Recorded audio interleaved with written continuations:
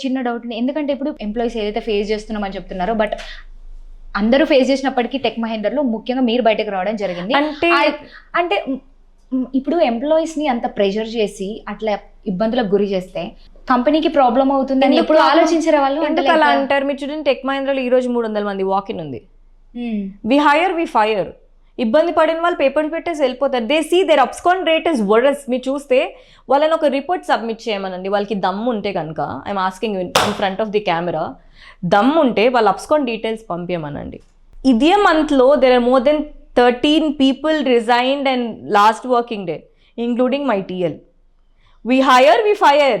వాళ్ళు అసలు అది పట్టించుకోరు. ఎందుకంటే గుంపు వస్తుంది కదా, ఇంత గుంపుని హైర్ చేయాలి, వాళ్ళని టార్చర్ పెట్టాలి, వాళ్ళు బయటకు వచ్చి ఎలాగో మాట్లాడరు, వాళ్ళు వెళ్ళిపోతారు, కొత్త వాళ్ళని హైర్ చేసుకుంటాం.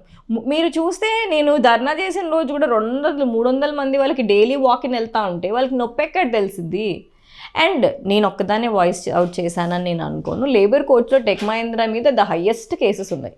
ఓకే, ఇవన్నీ తెలిసే వెళ్ళారా మీరు అక్కడికి? అన్ని తెలీదు నాకు, అసలు వెళ్ళారు ఇవేవి నాకు తెలీదు. I thought Tech Mahindra is a very big organisation to work with. And నాకు ఆ బిల్డింగ్ అంటే చాలా ఇష్టం. That is Satyam street, Satyam గారు బిల్డ్ చేసిన బిల్డింగ్ అది.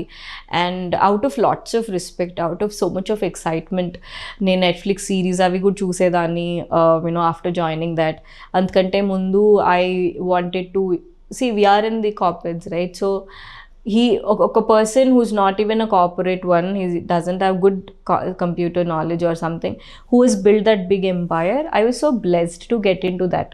And mostly somehow you felt that love in that company. Yes. And mostly inkoti entante, when that company was in losses, Anand Mahindra garu was one of the persons who purchased it and running in profits right now.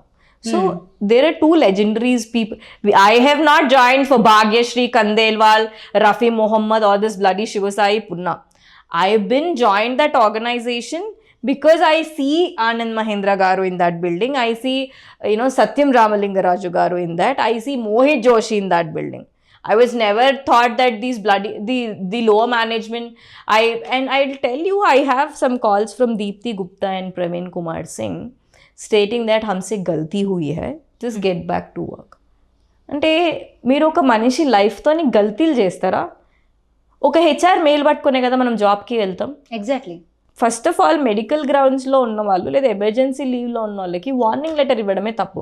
ఇప్పుడు ఏ కంపెనీలో అయినా we join corporates because they have policy. వాళ్ళ policy ప్రకారం first warning letter, second warning letter, third warning letter.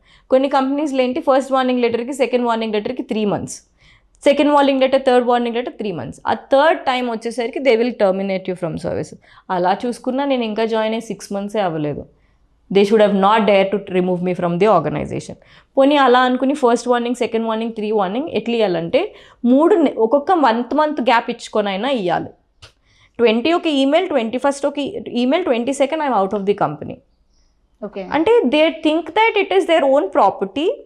నేను వాళ్ళ ఇంట్లో పనమ్మాయిని and వాళ్ళకి నచ్చినప్పుడు వాళ్ళు రేపటి నుంచి నువ్వు రాకు అని చెప్పేస్తారు. అంటే let me ask you something. అంటే మీరు ఇప్పుడు ఈ 5 monthsలో ఏవైతే ఇవన్నీ ఫేస్ చేస్తారని చెప్తున్నారో, ఇప్పుడు మీరు ప్రధానంగా బయటకు వచ్చి మాట్లాడుతున్నారు అంటే మీరు అక్కడ ఇతరుల అంటే లైక్ మీ కొలీగ్స్ ఉంటారు, వాళ్ళ గురించి కూడా ఆలోచించి ఇప్పుడు మీరు బయటకు వచ్చి ఇదంతా చెప్దాం లైక్ హెల్ప్ఫుల్ ఉంటుంది అనుకుంటున్నారా, లేకపోతే మీ గురించి అని చెప్పి మీరు? ఫస్ట్ ఏంటంటే నేను పర్సనల్ వాళ్ళు టర్మినేట్ చేయకముందు నేను పోలీస్ కంప్లైంట్ ఇచ్చా హెరాస్మెంట్ గురించి. అంటే లైక్ మీ గురించి అని మీరు ఇప్పుడు బయటకు వచ్చి మాట్లాడుతున్నారు. That is what I'm trying to say. Police స్టేషన్కి వెళ్ళి హెరాస్మెంట్ కేసు పెట్టాలని ఎందుకు అనిపించిందంటే, నా క్యాబ్లో వచ్చే అమ్మాయి, ఓకే, వాళ్ళ స్నేహ అని టీఎల్ ఉంటారు. ఆ అమ్మాయికి నోస్లోంచి బ్లీడింగ్ వచ్చి కలదీరి పడిపోతే ఒకరోజు హాస్పిటల్కి వెళ్ళాల్సి వచ్చింది. మాకు ఇన్బిల్ట్ హాస్పిటల్ కూడా ఒకటి ఉంటుంది, అందులో కనీసం జోఫర్ ఇంకా బుస్కోపాన్ కూడా అప్పుడప్పుడు దొరకవు. అంటే బేసిక్ మెడిసిన్స్ కూడా అందులో ఉండవు. ఆ పాప అక్కడ అడ్మిట్ చేశాక రెస్ట్ తీసుకోవాలనిపించి ఒక రోజు రాలేదు. ఆ పాప క్యాబ్లో చెప్తుంది, అక్క నేను ఒక్క రోజే రాలేదు, బట్ వెళ్ళాక ఏమంటారో చాలా భయం వేస్తుంది అని అంటే, నేను why do want to fear about it, don't worry, ఏమంటారు, హెల్త్ బాగోకపోతే ఏమంటారు అని చెప్పుకుంటూనే వెళ్ళాను. నేను వెళ్ళాక నేనన్నా, ఇవాళ నేను వెళ్తాను పైకి లాగిన్ చేస్తా, నాతో మిస్బిహేవ్ చేస్తే మాత్రం వదలనురా, because not only me, you're all also facing the problem. I will not ask you to come before police station. అసలు అప్పుడు camera was never into the picture అండి, media was never a point for me. I wanted to give a formal complaint. So 22nd రోజు రఫీ గారితో మాట్లాడితే legal team చూసుకుంటుంది అది ఇది అని ఎంత పొగరుగా మాట్లాడేసరికి నీ పని ఇలా ఉందా, లెట్ మీ కంప్లైంట్ అని పోలీస్ స్టేషన్కి వెళ్ళి ముగ్గురు మీద ఇండిపెండెంట్గా పిటిషన్ వేసి హెరాస్మెంట్ కేసు పెట్టాను. It is still a petition. వాళ్ళు ఎన్ని డబ్బులు తినిపించారో నాకు తెలియదు ఆ దుండిగల్ పోలీస్ స్టేషన్లో. కనీసం ఇప్పుడు ఎవరైనా ఒక నార్మల్ థ్రిఫ్ట్ కేసు అయినా సరే ఆ కేసు క్లోజ్ చేసే ముందు వాళ్ళకి 15 days స్టార్ట్ టైం ఉంటుంది, 15-16 days స్టార్ట్ టైం ఉంటుంది. ప్రొసీజర్ జరిగేటప్పుడు మధ్యలో ఒక్క కానిస్టేబుల్ కాల్ చేసి కూడా నాకు మేడం మీరు ఇచ్చిన పిటిషన్ మేము చూస్తున్నాము, మీ పిటిషన్ మేము చెక్ చేస్తున్నాము, వీఆర్ వర్కింగ్ విత్ అని ఒక్కళ్ళు కూడా చెప్పాల. అదే ఆఫీస్ ముందు నేను కూర్చుంటే పోలీస్ 2 జీపులు వస్తాయి, కానీ నా కంప్లైంట్ తీసుకోవడానికి పోలీసుల దగ్గర టైం. అంటే మీరు కంప్లైంట్ ఇచ్చిన తర్వాత ఎన్ని డేస్ కి మళ్ళీ మీరు ఏమైనా అంటే సమ్ క్లారిఫికేషన్ కోసం మళ్ళీ వెళ్ళడం జరిగిందా పోలీస్ స్టేషన్? 22nd రోజు పోలీస్ స్టేషన్కి వెళ్ళా. పోలీస్ స్టేషన్కి వెళ్తే వాళ్ళు కేసు చాలా లేట్గా తీసుకున్నారు. ఈ లోపు నాకు ఏకంగా నేను చెప్పా కదా నేను పోలీస్ స్టేషన్లో ఉన్నానని మా రఫీ మొహమ్మద్ గారికి శ్రీధర్ గారికి చెప్పాను. వాళ్ళిద్దరికీ తెలుసు. మరి అప్పుడైనా అనాల్సింది కదా, మాకు ఇంటర్నల్ టీమ్ ఉంది, దీప్తి గుప్తా ఉంది, ప్రవీణ్ కుమార్ సింగ్ ఉన్నాడు, వీళ్ళతో మాట్లాడి మనం ప్రాబ్లం రిజాల్వ్ చేసుకుందాం అనలే. Whatever you want to do you do, our legal team will protect us అని చెప్పాడు. అందుకే నేను హెరాస్మెంట్ కేసు పెట్టా. కేసు పెట్టి బయటకు వచ్చేసరికి వాళ్ళు కూడా పోలీస్ స్టేషన్ కూడా చాలా డీలే తీసుకున్నారు, because they spoke on call with them.